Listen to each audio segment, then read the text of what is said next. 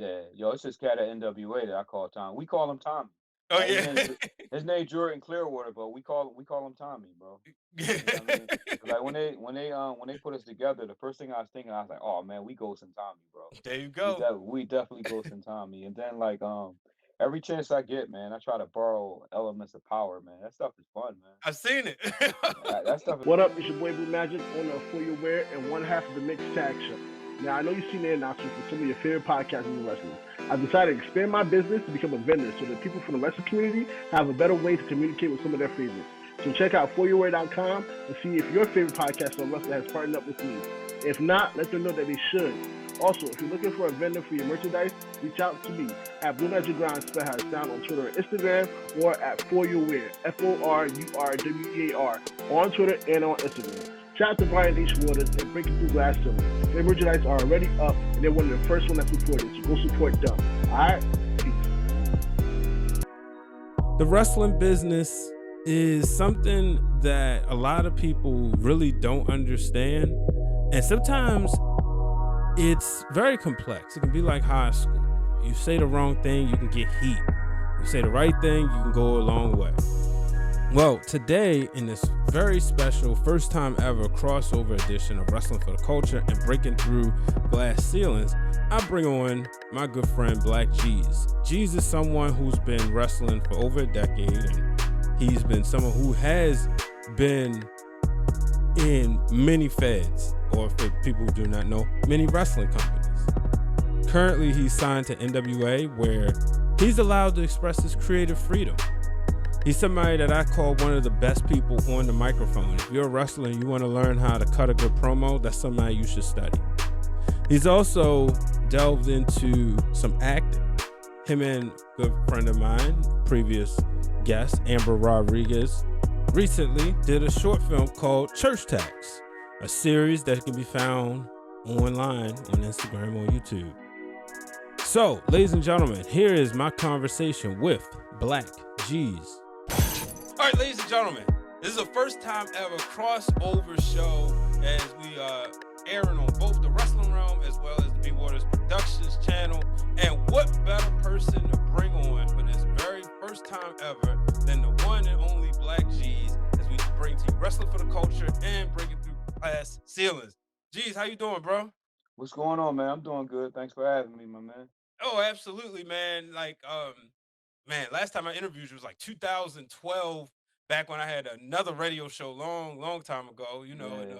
definitely a lot has changed since then. But before we get into that, how you doing mentally? How's everything? Oh, I'm good, man. I'm in a good space, man. I make sure that I keep positive people around me, man. Mhm.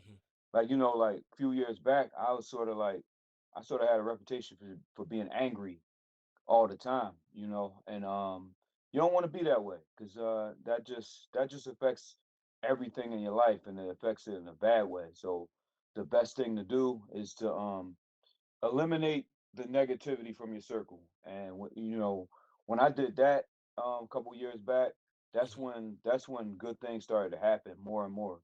And like now I know that like I got control of everything that I do as far as like I can control what I can control, right? But Mhm. so I just try to again just keep nothing but positive people around me. That's the only way to go, you know. Now, was there a breaking point that made you realize, okay, it's not only me, but it's also the people I'm surrounded by? Yeah, I mean, what you always want to do is you want to hold yourself accountable for everything that happens. Like, what could I have done to have a better outcome? And I just noticed that there would be times where I would be angry. I would just be thinking negatively. And I noticed that like some of the people that were in my circle at the time, they were that way. And it was like whenever I interacted with them, I wasn't the best me. So what I did was I just fell back and just eliminated myself from their circle, and just focused on myself and focused on stuff that I wanted to accomplish. And when I did that, man, and I was the type that like whenever people would talk, well, you gotta be positive, stay positive. I always thought it was corny, you Mhm. know, but it's true. It's definitely true, man. And when you get them negative people out of there, things change, man. Things definitely change. Yeah, I'm definitely glad to hear that. Glad to hear things have changed. I listened to an interview recently that you did, and one of the things you talked about, for those who do not know, on the breaking through glass ceiling side, that you are a professional wrestler. And you talked about when you first got signed, you was able to pick up a lot of stuff and pick up a lot of stuff early. And Hmm. upon picking up stuff early, you drew a lot of heat. Do you Yeah. think I've known you to get some heat later in your career. Did that Hmm. help you learn how to deal with the heat that would come later? It sort of did. I mean, it did because because when I man, my first time getting heat was pretty much when I started. Hmm. So it was like, and it was just a reoccurring thing. So I mean, there was a time where like I didn't care about getting heat, but it's like you got to choose your battles because sometimes when you get this so-called heat, sometimes it could have been avoided. I could have I might have just been being petty and or being disrespectful, and it was on me, but other times I would get heat because I wouldn't allow people to walk all over me. I would speak my mind. I would stick up for myself, and I would stick up for others that were scared to speak up for themselves. Then I would get heat. So um, I just like the stuff that I can control, like the petty stuff that I can control. I just stop doing the petty stuff. But if someone, if I'm showing someone respect and I'm being professional, and they just pretty much and they disrespect that, you know what I'm saying? That's when the claws come out. You know what I mean? And then those people being weak cats, they'll just try to put a negative spin on my reputation, but it's they you know what I'm saying? But it was because of stuff that they did to me. I'm just responding to the negative energy that they came at me with. Yeah. So. All right, so when did you decide that you want to become a wrestler? Because a lot of us are fans. I know, Mhm. I've been a fan literally since birth, Right, and right. I never, I had a thought about it years ago, but truth be told, I got scoliosis, and my Uh-huh. dad was like, you probably shouldn't. I wanted to join the wrestling team in high school, and he Right. persuaded me not to. But when did you decide that you wanted to get into wrestling? I've been wanting to be a wrestler since I was a kid, at least from like maybe 5 or 6 years old. That was the only thing I wanted to do. I wanted to be a wrestler and an actor. Those were the two things I was passionate about being. And Hmm. over the years, like where I grew up at, it's sort of frowned upon at some point when you say you want to be a wrestler. They look at you like a wrestler. That's fake. That's corny. If I said I wanted to be a boxer, then it's all good. But like it's like I want to be a wrestler. I want to be an actor. Then you looked at as the weirdo. That's Right. that's just how that's just how it was in West Philly. But Even an actor? yeah, a little bit. Yeah, back then, yeah, yeah. Wow. And it didn't really start getting real to like cats in West Philly until like whatever year it was that like Will Smith blew up. Okay. Whenever Fresh Prince of Bel Air came out, that's when it got real for people in West Philly. That's when it was acceptable. Hmm. Because somebody from West. You know what I'm saying? Same neighborhood I grew up in, Winfield. Like somebody from there actually did it. So then you're not the weirdo if you want to be an actor. But as far as the wrestling thing, you're still looked at as a weirdo. Like if you want to be a boxer or if you want to be a rapper, that's cool Hmm. to them. But Yeah. I just stuck to my guns, man. Yeah. Now, how did your family react once you got into business and they saw how serious you were? They just thought it was a phase I was going through. Like, yeah, no, he'll get over it. It's just something he wants to do right now. But one thing though, my mom would say it, but also at the same time, she would still say, "Well, he wanted to be a wrestler since he was a little boy." But like my dad, my sister, and other people in the family, they just looked at it like it was a phase. Yeah. Now, I always say this. I never use the F word. I don't have a license to. I leave that to Hmm. y'all. Um, but I hear that there are real moments, and they say like winning like your first world championship or your first championship. Do you remember like the moment you won your first championship in wrestling and how it made you feel, or did you feel anything? I did, and it was when it was when me and Ruckus won the CCW Tag Team Championships. It definitely was real for me. I got emotional. At that point, it wasn't fake to me; it was real because um, always wanted to be a wrestler. And then there was a time when I first started training, um, like me and some friends of mine, we wanted to be in CZW. It was like that was the goal. It would be cool if we get in CZW. It would be cool if we get to wrestle in the arena, like those things. So again, when we won those tag team championships, I did get emotional, shed a tear or two. Yeah. So yeah, there are those moments when it is real for us, Now definitely. in CZW, actually before we go there, Hmm. first time I seen you wrestle, I don't know if you remember this. Yokozuna Memorial Show, Okay. 2011. You was wrestling Two Cold Scorpio.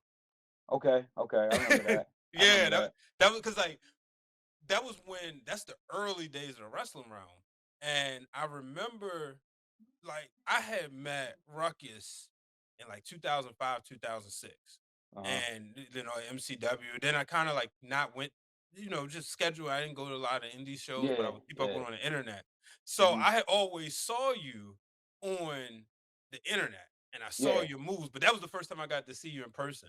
What was it like, working with guys like Tuco Scorpio and people you grew up were watching? What's Mhm. that been like in your career? That's been crazy, and, 'cause, yeah, Two Cold Scorpio, I watched him since I was younger, and he's definitely one of the old heads that I looked up to, so wrestling him, it was like, it was like a surreal moment. It was like, "Man, I'm getting to wrestle somebody that I've idolized for years," and I'm like, "Damn, I'm in a position to actually wrestle this man." And and, so from the time I met him, he was cool. I think I met Scorpio first. Man, man, I'm kind of bad with timelines. I remember, I think the first time I met him might have been at IWA Mid South, maybe I think. But onto the Yokozuna show, it was just like it was like a feeling of accomplishment, and then the fact that he was one of those old heads that was really welcoming. He didn't have one of those this is what we're going to do, blah blah blah. Because that does happen. Sometimes you do meet people that you idolize and you wish you never met them. But Scorp was really cool from the jump, man. He was like he actually reminded me of one of my uncles, you know. Oh wow. So it was like instant chemistry. When we went out there and we had the match, things went really good, and he gave me some really positive feedback that made me realize that I was on the right track. Um, that's happened a lot over the years. There's been time like when you feel like you're doing good, sometimes cats that you idolize that you watch growing up, when they give you that feedback and it's the same thing that you were already thinking, it's like confirmation that you're on the right track and to just keep doing what you're doing, you know? Hmm. Now, what's it like when you transform and becoming a locker room leader? Was it something that was like handed to you? Was it something that you just took, or it just like fell in your lap? Like, how was that transition? It sort of just happens naturally because Mhm. you going out there honing your craft and establishing yourself, improving yourself. It gets to the point where you're leading by example. So the people that are coming up under you, they see that and they respect it. And when you interact with them, they see that you're a real cat. So it's like the locker room leader thing. It just falls into your lap and you take pride in it because if nobody does it, then like you don't want your environment to be toxic. You don't want your environment to be out of control. Somebody has to do it, and I've always been the type that's good with doing it. I have no problem with being the bad guy because there's a right way to do things and there's a wrong way to do things. And ultimately, it's about safety and it's about respect in the locker room. Yeah, let's let's go back to 2016. Hmm. Or was it 2017? For those who do not know, so I was the social media manager for CZW and WSU, and then one day they magically changed the password and just never, you know how it went there. They don't tell you nothing. They just Yep. Yep. changed the password, and so I was like, I found out I was just doing WSU stuff. But there was a night that the former owner of CZW returned, Hmm. and you was in the main event, and I never. So I'm in the locker room, and for those who do not know, Jesus is the type of person, like he just said, he gonna speak up for those who don't speak up for themselves. And he gonna tell it like it is. This is why I've always respected this brother. because he gonna tell it like it is. And you put DJ Hyde in his place. You know what I'm talking about? I don't remember because it's been a lot of nights like that The because night like he Zandig came back, and y'all was in the main event, tag team championship, and they went over their time. Him and Zandig, they went over their time. wait a minute, Zandig and DJ, they were wrestling and went over their time. Nah, so DJ came out and said something about he's the owner, and he said called out Zandig. He didn't think he was there, and Zandig showed up. This I had heard legends and stories about Zandig, but I never met Yeah, him. right. And like Ruckus would always say, yeah, back in the day when Zandig ran CZW, everything was in order, but Hmm. now it's just out of whack. Yeah. So he came out there and they had their little talk. It was supposed to set up for a story. I don't know if the story ever paid off. I know Yeah. they did some little spot where they threw Joey Janela into somebody's truck, and the person who owned the truck was mad, so that was disrespectful because they ain't tell Oh him. shit. Yeah, they put a dent in the truck. It was a white pickup truck. They put a dent in it. Um, but yeah, and like I said, you told DJ off in the locker room afterwards. Yeah, I mean, I don't remember the particulars of it, but Uh, I'm pretty sure exactly what you said. DJ was out of line, and I just told him what he needed to hear hmm because because he was the boss, and he didn't carry himself like one, man. He was just like abusing that power, being disrespectful to people, particularly the women. You know, he was just he like with the CCW environment. It was toxic, and like the hmm biggest problem was him. It wasn't even the boys for the most part. It was him for the most part because like he wanted an environment where the boys were at each other's throats, and that's not the way to do things. It was just it was a crazy time, man. It was definitely out of control. How difficult was that to see a company that you mentioned earlier that you wanted to go work at, and you wanted Hmm. to and you shed tears. Yeah, You got emotional because you won right, a right. championship for this company, and then you see it just ultimately fall to the wayside.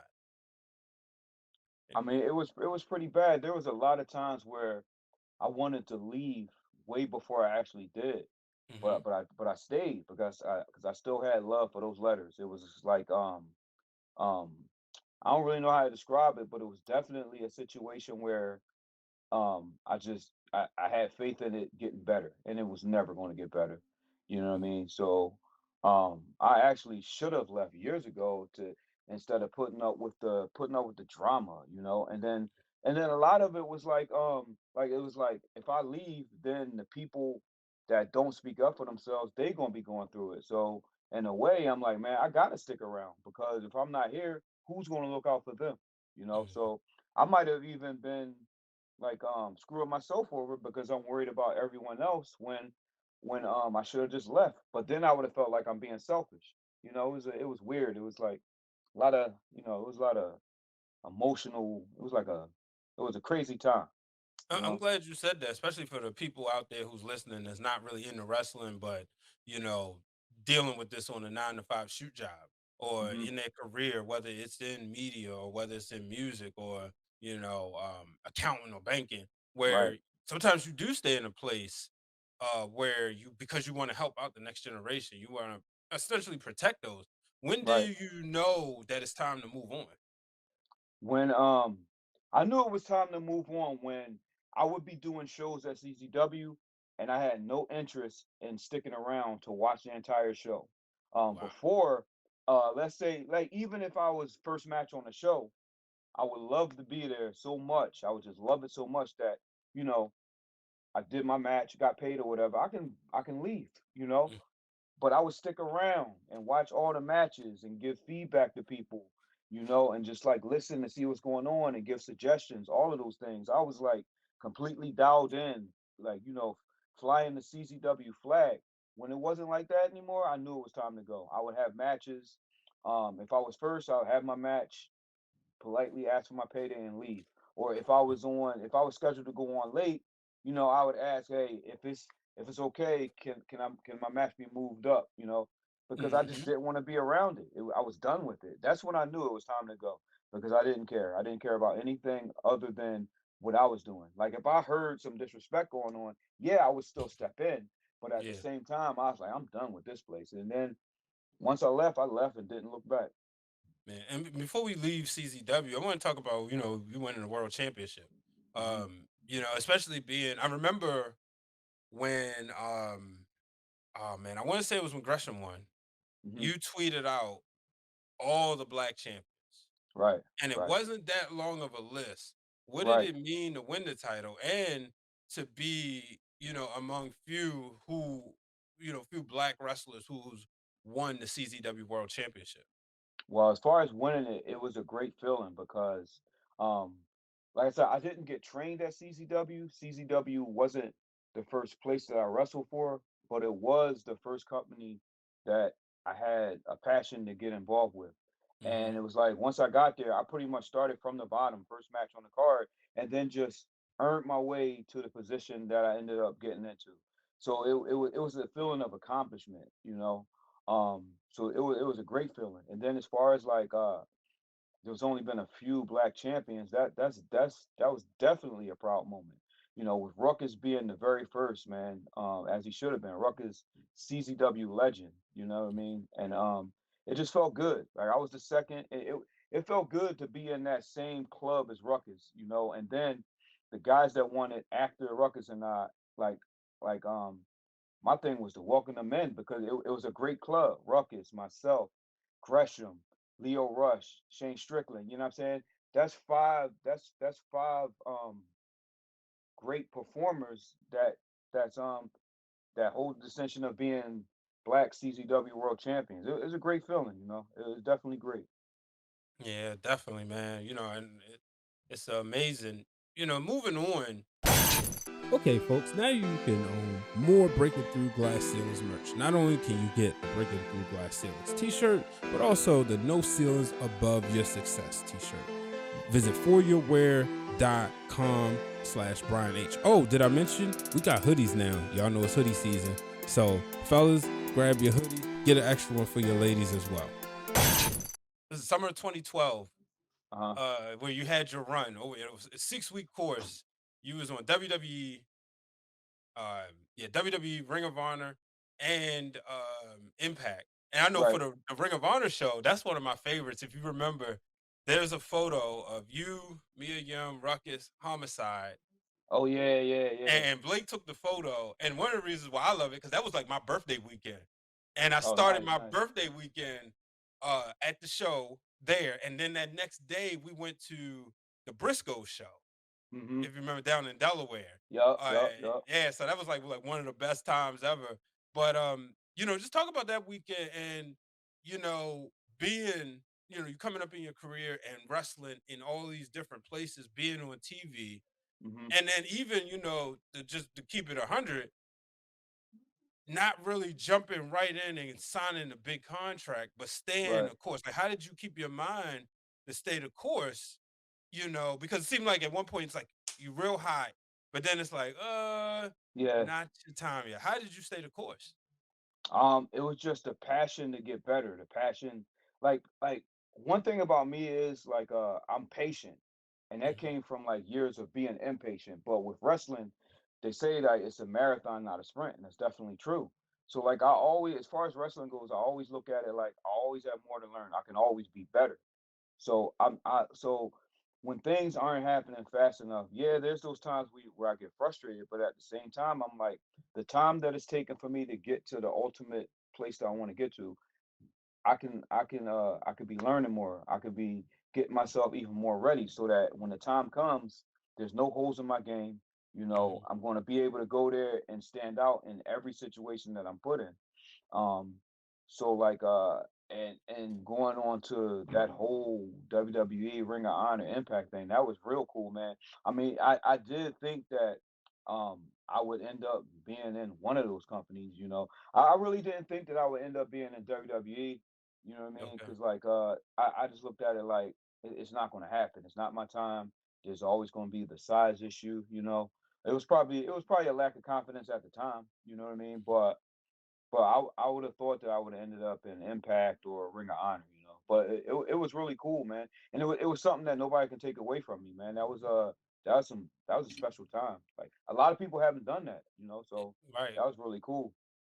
Now, what was it like being Rashad Cameron in Impact, because you had a few matches there. Yeah. Even was featured in PWI. Like I remember, anybody remembers of like a sort of viral picture that went with like the cameraman caught you looking at Christy Hemme the right Oh way. yeah, But yeah. what was the experience like there?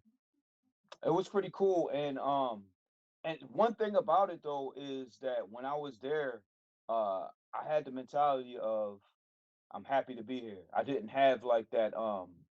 I didn't have like that take charge that I'm here now. This is mine.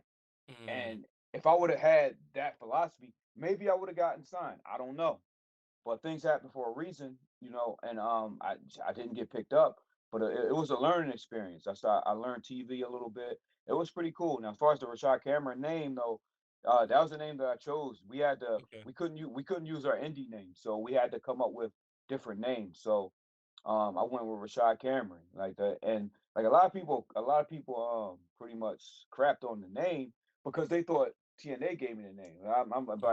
I'm like, nah, I chose it. So like the Rashad part was, you remember the movie ATL? Hmm. So like Nunu would always call Ti Shad. You know what I mean? So like I'm like, all right, cool. I'm gonna go with Rashad. So if I'm out there and I'm getting over, chicks can call me Shad. That's gonna sound pretty cool. And Yeah. then the Cameron part, it was a wrestler from back in the day named Lethal Larry Cameron. So like I chose that name because like I was like, all right, cool. That's a story right there. Commentators can sort of like act like maybe this guy is somehow related to Larry Cameron. That's how it worked in my crazy brain. You know what I mean? Maybe tell that sort of story. So that's where the name Rashad Cameron came from. Not the I'm best name, not the best name because it's not really channable, but I thought it was all right though. Yeah, I mean, I like the name. I'm glad you brought broadcasters because in wrestling, there's so many moving parts, Hmm. and you just said something that was very key that it will give them opportunity, and especially like a lot of people listening to this are people coming up in the broadcast world. Right. What kind of things that you look for when you go back and watch a match? What are some things that you look for from commentators? I look for like are they saying the right things to tell the story to the audience at home.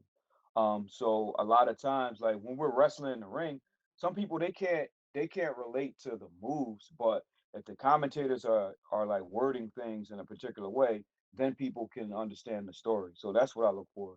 And as wrestlers, we have to like make it easy for the broadcasters to tell the story. Like everything goes hand in hand.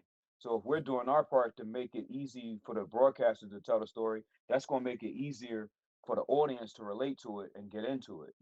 So it's not rocket science. It's um everybody has a job to do, and it's wrestling, man. It's performing. It's an art. So we all have to make it as make our like um make it easy for the story to be told, basically. Yeah, yeah. Now you went to Japan, Hmm. and for a lot of people who may not understand like the big deal that is in the wrestling world, what Hmm. was it like when you went there, and how did those opportunities come about?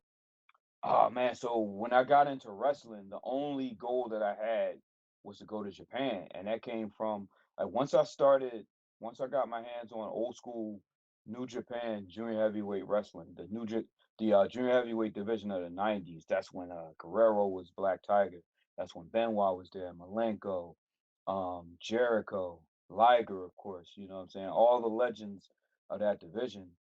I was like, man, and the thing is, like that New Japan Junior Heavyweight division, these weren't like giants. These were smaller guys that are out there killing it. So like that's what I gravitated towards. So when I got into wrestling, I'm like, man, if I can get to Japan, I've accomplished. I've succeeded. Um, and then as far as like getting to Japan, that's one thing that I'll always give credit to DJ Hyde for because in the Zandig time, I didn't get an opportunity to go to Japan. As a matter of fact, like the relationship with Japan, it wasn't there anymore. But once DJ took over the company, eventually he got that relationship back with Japan, and I wanted to go, and he put me on that first tour. So I'll always be appreciative of that. And then um I wanted to go back again because it's like you can make it to somewhere one time and it could be a fluke. If you go more than once, you definitely it was definitely meant to be.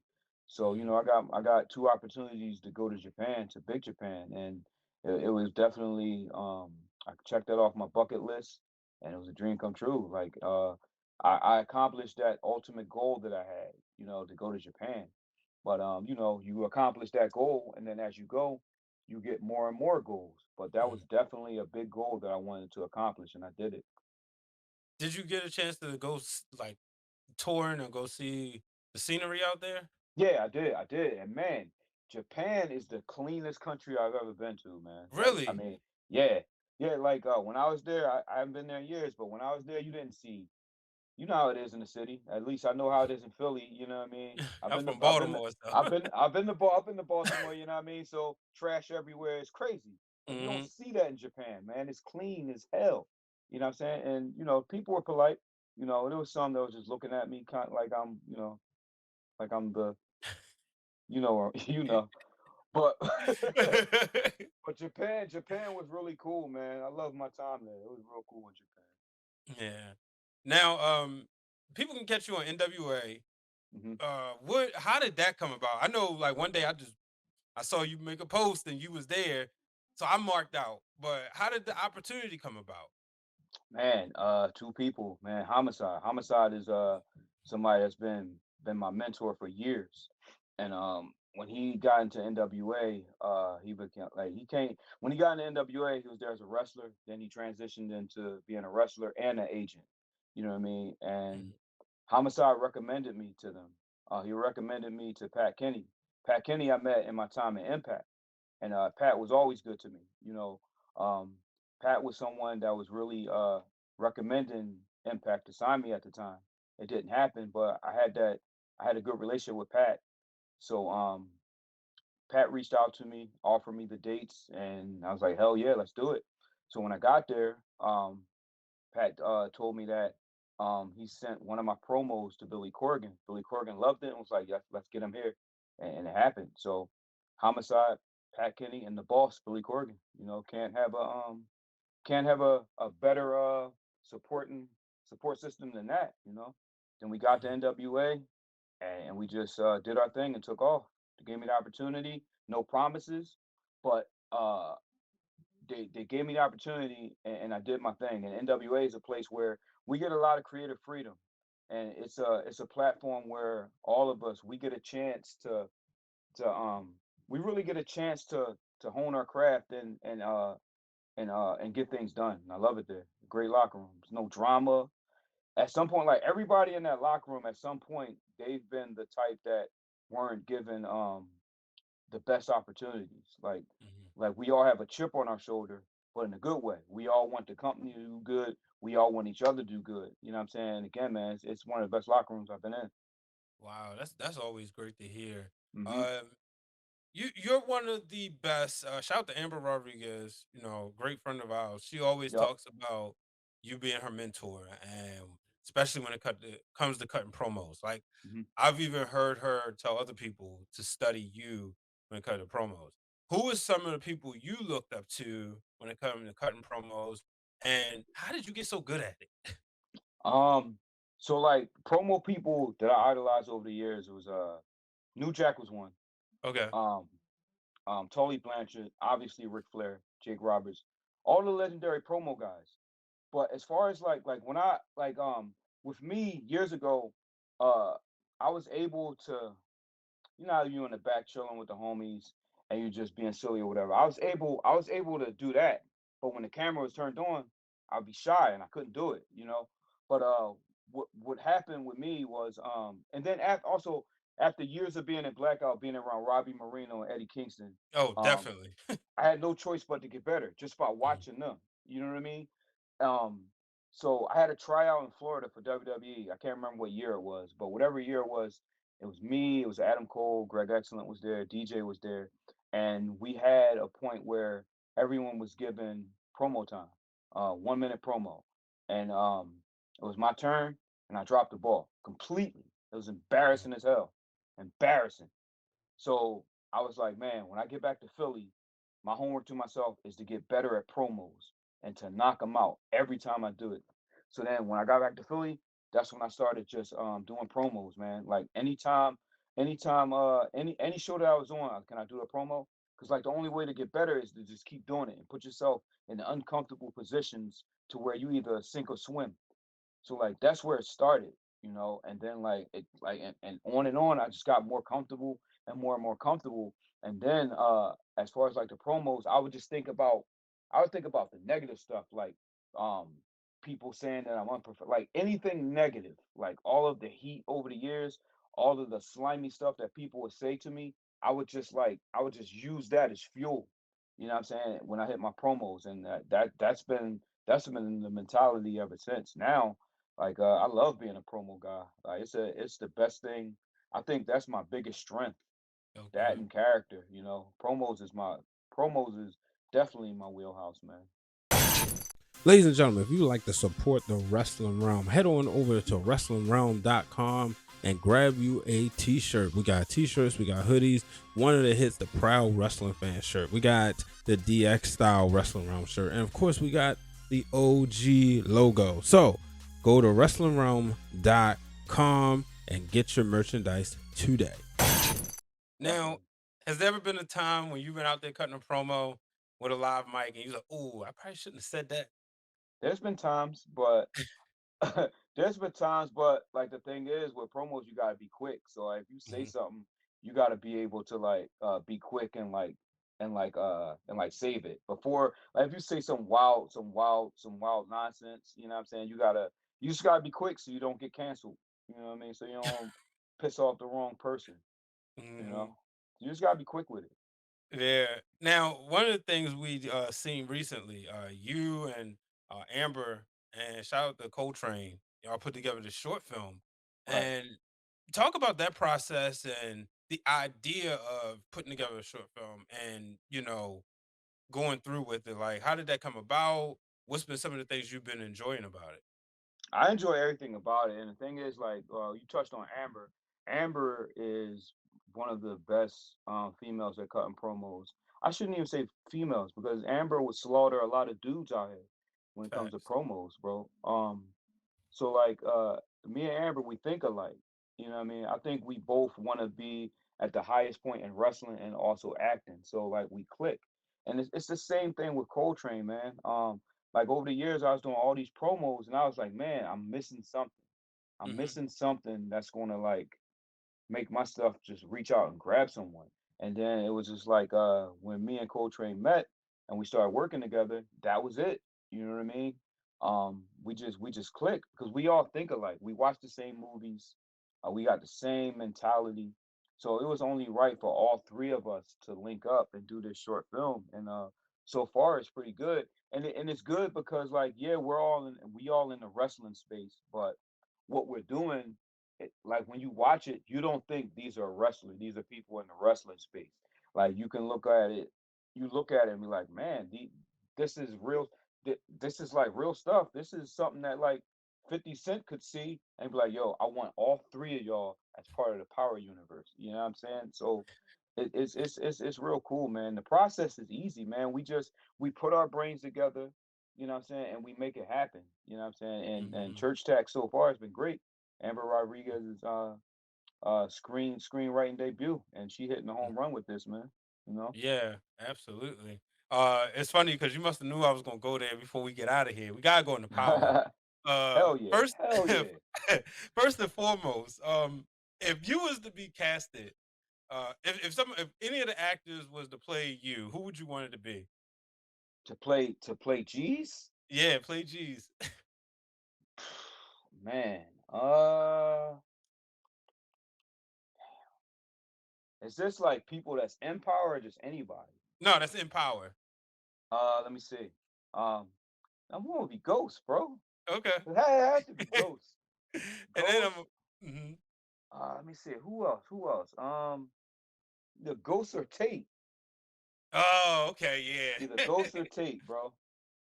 And then if you was to be on the show, which of the Power books, and it could be the original, and if it's the original, you gotta let me know which season. Uh But huh. where would you put yourself in? and as far as the Power universe? All right, so if it was the original John, Uh-huh. I would be, I would want to be, I wouldn't want to be Team Ghost and Tommy. I would want to be like say like Kanan and whatever season Kanan was in. Yeah. I would want to be in that. And you know how like Ghost and Tommy are together? It would be Mhm. me and Kanan. Like because like bro, Kanan is like one of the greatest TV heels of all time. This man killed Mhm. his son. Yep. He killed that old lady and took over her apartment, bruh. Like it don't get any more legendary than that. So I would want to be Team Kanan because like people that's watching Power, they would just want Tommy and Ghost to kill me and Kanan. That's where I would want to be. Was you That surprised that he didn't kill Tariq when he had a chance? who Kanan? Yeah.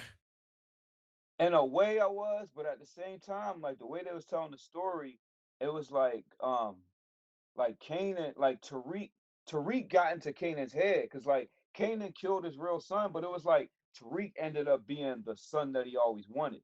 So when Yep. he had that chance, when he had that chance to kill him, like he couldn't do it, and that Mhm. and that's good writing right there because that's something that could really happen, you know, Yeah. definitely. Um, Yeah. I got a question for you: Uh-huh. the Power Universe or the Wire? See, I never seen The Wire in this full. Oh, word! You I'm never like, saw the Wire? I seen Yo, the are you? first season. I saw part of the second season. I got bored with it, and Okay. everybody said just get through it, pick it up, and I'm gonna try it eventually. But I guess like everybody, like when I worked at ESPN, that was the first question I say when I say I'm from Baltimore. Is it like The Wire? I'm like, oh my goodness, like whatever, you know. So I'm, a, I mean, by default, of course, I'm going with Power, but even on the first season, it was good. Don't get me wrong, Yeah, but yeah, yeah. I mean, and it's not really fair to compare because it's what like a decade and a half That's true. difference. That's But true. you But know, but since the Wire is so legendary, whenever I say Power is better than the Wire, people lose their minds, I've bro. heard that. They Yeah. lose their minds. But but Power, bro. I'm all Power. I'm not really, yo. I'm not feeling Raising Canaan anymore though. I'm For not real? feeling it. I remember. Yeah, like it's a good like I'll watch it because I Mhm. love the Power universe, right? You know what Yeah. I'm saying? But if Raising Canaan, I hate to say it, man, because you know what I'm saying. I want 50 to see what I'm doing and put me on the show, you know. Yeah. But uh, let me politically correct. Um, Raising Canaan is good, but it's not my favorite in the Power universe. You know, I'll I'll just say leave it it's like that. the one that I don't like. If I miss it, okay, I'll catch it. It's Yeah. not like the other ones, Yup. midnight on Yup. Sunday, I'm Yup. watching, and, Yup. and I can only DM you about it because the timeline gonna get upset that Yup. oh you spoiling. Yeah. So Yeah. Yeah. you Yeah. and Ariel and Nix, y'all be the two people that I would DM like, watch Power yet? All right, so what you think? Yeah, bro. Man, I can't wait for the next season of Force and Tariq's John to come back. I'm looking forward to that, bro. Yeah, Force was had some misses for me, but it picked up at the end. Yeah, Uh, yeah. It was a little slow, but once it picked yeah, up, that was it. It went off. Um, uh-huh. Yo, do you find I do this all the time. Like, do you find yourself going back to watch Power from the very beginning? Yeah. Yo, I've So done I've done that a bunch of times, man. I had COVID during Christmas, Uh-huh. and I did that. Like I picked up, I think I, and it was just like kind of like you do a wrestling sometimes, random show, Yeah, like say like you take a random episode of Raw and go from there.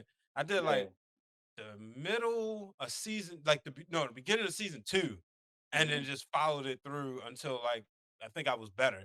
So I probably got to like season three and a half.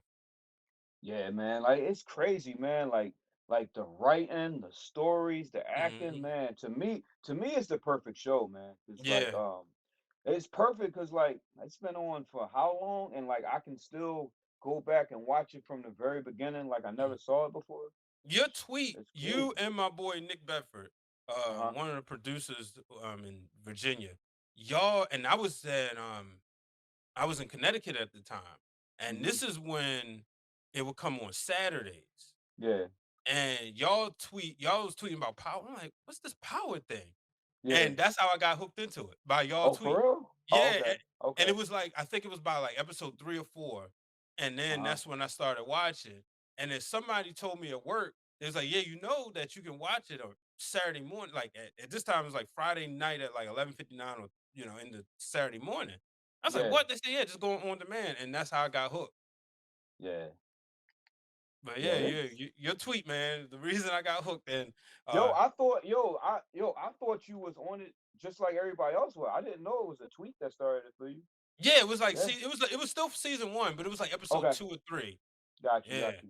And yeah, I'm gonna have to talk to Najee from from Big Gold Belt podcast because he be at all the premieres and stuff. He gonna have to get Oh, us for the real? red carpet with him. Oh yeah, definitely, man. That show Yeah, is because crazy, bro. he does the reviews on their channel. Okay. So he's done like interviews with he Tommy to us. I ain't call him Joe. He Tommy, but he's done interviews with a lot of the cast members.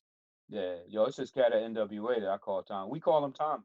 Oh Like yeah, his name Jordan Clearwater, but we call him Tommy, bro. You know what I mean? 'Cause, like when they put us together, the first thing I was thinking, I was like, oh man, we Ghost and Tommy, bro. there you go. We definitely Ghost and Tommy. And then like every chance I get, man, I try to borrow elements of power, man. That stuff is fun, man. I've seen it. That stuff is real fun. That's another thing, man. Like being in the role now I'm in NWA, like I wrestle and do manager stuff. But the Hmm. cool thing is, like with how like NWA's product has always been, even back in the day, it's about stories and character. You know what I'm Hmm. saying? And then when you get to cut them promos at the podium, that's your chance to really shine. You know what I Yeah. mean? So and it's like I'm like, man, I'm in this role now. I get to talk. That's crazy. You know what I'm saying? I get to throw suits on, you know what I mean? And like, man, Omari Hardwick and MVP made it cool for cats from the hood to wear suits all the time, man. You know what I'm saying? Yeah. And it's like, yo, before power, cats like us, maybe you, I mean, you probably was always into getting dressed up or whatever, but Hmm. for a lot of cats, man, before power, cats wasn't like trying to uh trying to look cool in the suits all the time, you know what I'm saying? Once power came out, it was like, man, everybody want to look like ghosts. Yep. Ghost influence a lot of cats, man. The MVP did the same thing, man. So Would you yeah, have killed Ghost? huh? Would you have killed Ghost? I'm Ghost pretty not sure dead. people listen. He Ghost not not dead. dead. Ghost ain't dead. Ghost ain't dead, bro. Ghost coming back. I'm telling you. Man. He's not dead. Yo, it's a lot of stuff. Like what happened to Ramona, bro? Oh, you're right. They never killed her off. What happened?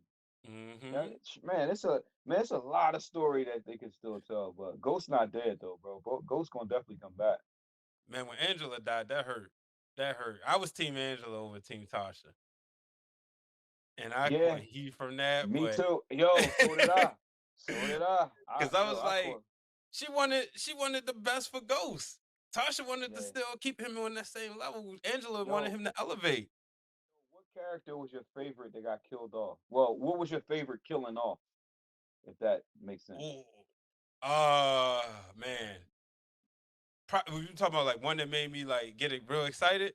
Yeah, happy that they killed this person off. What was that one detective? Um, Oh, the one they detective. killed in jail. Um. Shoot, he was like a crooked cop. Oh, Yeah. yeah. Yeah, I know you're talking about. I can't remember his name, but yeah, yo, my favorite was Holly.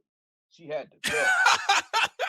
Yo, she had to go, bro. Holly had to go though. Holly definitely had to go. Holly definitely had to go, bro. She had to go. Mhm. Yo, I feel like when Tommy killed her, bro, I think everybody was excited. Yeah. I Yep. think so. Cause she was trying to come in between him and Ghost. You don't do that. Yeah, yeah, yeah, Um, yeah, I know yeah. Proctor. That one kind of hurt, but he had to go. Yeah, it was As gonna much, happen eventually. You knew it. yeah, as much. It was like, and then the way Tommy did it, like the build up, like Yeah. the music they put behind it, and then Hmm. when he was like calling and making that phone call, I was like, oh man, it's a wrap. Yo, what was the boy? What was the dude name? I think his name was Milan. That Hmm. dude, that was like the only one that Ghost was scared of, bro. He had fear of Milan, bro. But they ended up getting him though. But Milan wasn't no joke. Hmm. That dude was vicious. Yeah, yeah, it was crazy. Now, Yeah. did you join Tariq's team pop in his series in Power Book 2? Did I join this team? What you mean? Do I Do you like root it? for him? Yeah, because I I know do. Okay, a A lot lot of of people, people still a hate lot of people, Tariq. a lot of people still hate Tariq. Nah, Tariq cool. Tariq Yeah, cool. But yeah, he was a clown for like watching his sister get killed though. yeah. That's when that was like, really though. Yeah, But his character had a crazy turnaround. Like people hated him for it. Now they back on his side. mm-hmm. And then Yes. yo, I think they killed off the ball too quick though. I mean that's where the story went, but um, what's the ball name? The ball dude. The Oh, go to the go to global snitching. Damn man, the ball dude. What was his name? You know what I'm talking about. You the know what I'm one talking that about. the other lady was the Monique was what's that? Monet, yeah, Monet yeah, was messing with. yeah, that dude. I can't remember Yeah, his name. I always forget his name too. Yeah, but yeah, he played a good character in that John. Hmm. But yeah, before we get out of here, I always ask this question for the Breaking Through Glass Ceilings audience. When did you break through the glass ceiling? When did that moment in your career come when you knew, like, okay, you good at what you're doing, you hit the point where you're confident in your work, and you finally, like, you arrived. I don't remember when it was exactly, Hmm. but it was definitely when um I didn't worry about what people thought of me anymore because people gonna think what they want anyway. You know, like I stopped worrying about well, does this person think that I'm unprofessional? Does this person think that I'm a hothead? You know what I'm saying? I stopped caring about it and I started embracing it, because like a lot of times these people will try to put a negative spin on your name, but it's because they're scared of you. They feel threatened Hmm. by you. They feel threatened whenever you're around. They feel like they spot is threatened. You know what I mean? So again, I don't remember when it was, but once I overcame that and was like, I'm doing my thing and I'm sticking to my guns because that's another thing. Like a lot of people would say that if you want to get to this place, you have to do it this way. You have to do it this way. Like there was a time when cats thought that the only way they could get to WWE was if they went through Ring of Honor and worked for Gabe, stuff like that. And I was Hmm. always the type like, nah, you don't have to do that. You know what I'm saying? That's not the only. There's more lanes to get there. You know what I'm saying? And then there was people that would like they would claim that like if you're not doing it the way the Young Bucks and Joey Ryan are doing it, you're not doing it the right way. I'm like, nah. I'm like, nah, there's other ways to do it. Like I'm not gonna switch up how I want to do it. I'm good for the marathon. Like I'm not gonna Hmm. switch up how I do things just to get here, because then I'm not gonna be able to look at the person in the mirror. And you know what I'm saying? I got to where I'm at now because I always stuck to my guns, and that's a Hmm. great feeling. I never had to do anybody dirty. I never had to kiss ass, never. You know what I'm saying? I made it to where I'm at. Um, in the same way I've always been doing things, man. That's that's that's something I stand on. I'm proud of that, definitely. Yeah, man. Well, I'm definitely proud to see all the work that you're doing, and obviously, I'm happy for you, man. Let the people know where they can find you. All the social media, Twitter, Instagram, I guess YouTube also. Everything is G's215, JEEZ215. You know what I'm Yep. saying? Yeah, so that's it. Man, appreciate you coming on, man. Appreciate you taking the time out your busy schedule to talk some wrestling, talk with your career, and of course, power. Yeah, hell yeah. I can talk about power all the time, man. Man, Yeah. we should do our own podcast about power, man. Smartening people up about the history of power, the Oh. greatness of it, how it's better than the wire, you know. Yeah, that definitely sound like a win, man. Yeah, definitely, bro. Well, definitely appreciate you. Ladies and gentlemen, make sure y'all follow G's, follow him, check out his promos. I'm telling you, they the best. If you're up and coming wrestler, he's definitely someone you should be studying, connecting with. Until the next time, folks, remember, don't let anybody place a ceiling above your success.